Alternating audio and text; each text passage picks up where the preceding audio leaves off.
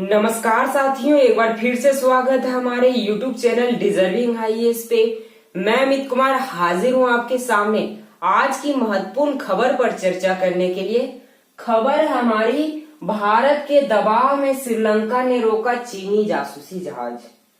मैं इस न्यूज को समझाने से पहले इसके बैकग्राउंड की ओर लेकर चलता हूं।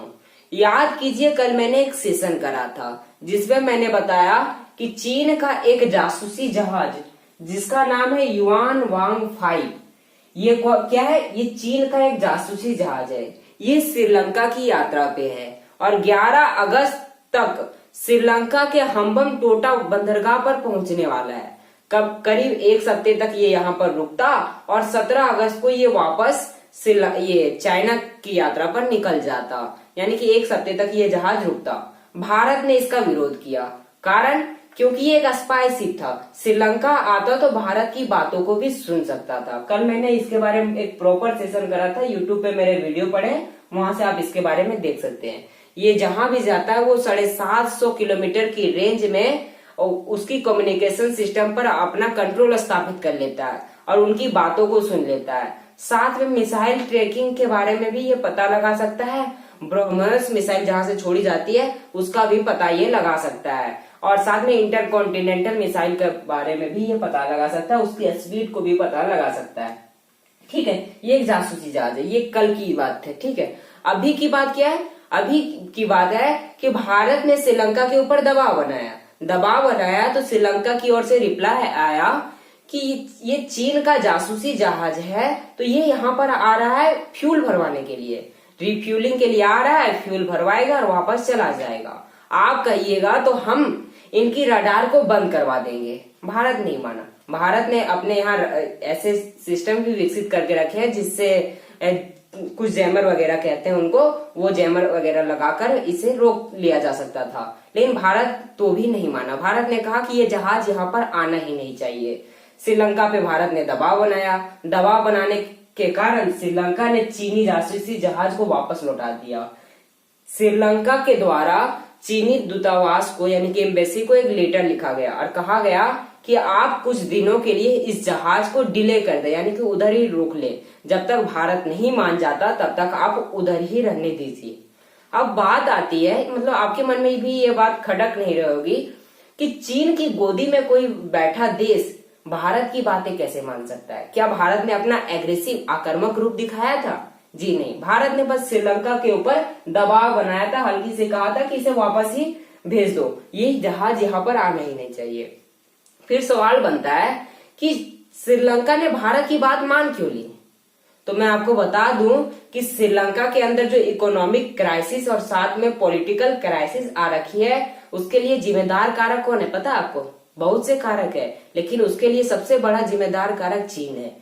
चीन ने श्रीलंका को अपने डेब्ट ट्रैप की पॉलिसी में फंसाया, यानी कि ऋण के जाल में फंसाया और श्रीलंका को इतना ज्यादा ऋण दिया कि वो चुका ही नहीं पाया और उसका परिणाम ये हम्बम टोटा बंदरगाह। इसे 2017 में चीन ने 99 सालों के लिए श्रीलंका से ले लिया, लीज पर ले लिया। ठीक है, लीज यानी कि किराए पर ले लिया। अब 99 सालों के लिए ये जो हम्बम टोटा बंदरगाह है ये चीन का हो जाने वाला है। यानी कि अब चीन की मर्जी, वो क्या करेगा क्या नहीं करेगा, इस पर चीन का अधिकार हो गया। ये यहां तक क्लियर है? तो मैंने बताया कि श्रीलंका के अंदर आर्थिक स्थिति आ रखी है, उसका जिम्मेदार कारक कौन है? चाइना। अब आर्थिक क्राइसिस आ रखी है, इकोनॉमिक क्राइसिस आ रखी है, तो श्रीलंका को पैसे की जरूरत पड़ी, यानी कि डॉलर की जरूरत पड़ी। तो ये दुनिया के देशों से रुपया मांगने के लिए यानी पैसे मांगने के लिए निकल गया। तो दुनिया वालों ने कहा कि इसके लिए जिम्मेदार कारक चाइना है, तो जाके चाइना से मांगो, और उन सब ने इनकार कर दिया। श्रीलंका चल गया चाइना के पास। चाइना से कहा कुछ मुझे पैसे दे दो ताकि मैं अपने देश की आर्थिक स्थिति को सुधार सकूं।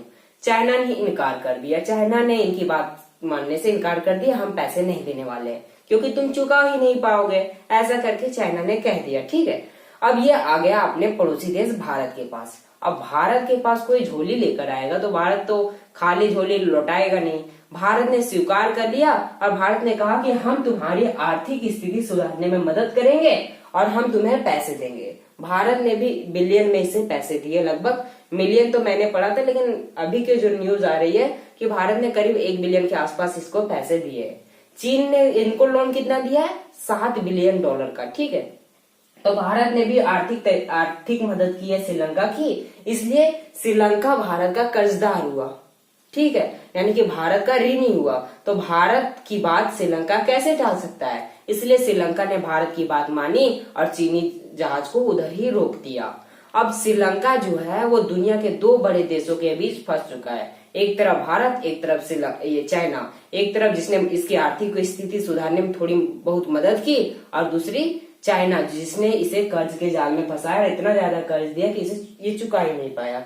तो अब आने वाला समय बताता है कि क्या होता है। लेकिन फिर भी मैं एक बात और यहाँ पर ऐड करना चाहूंगा कि पहले जिस राष्ट्रपति ने इसे आने का अप्रूवल दिया, वही राष्ट्रपति कैसे इसे रोक सकता है?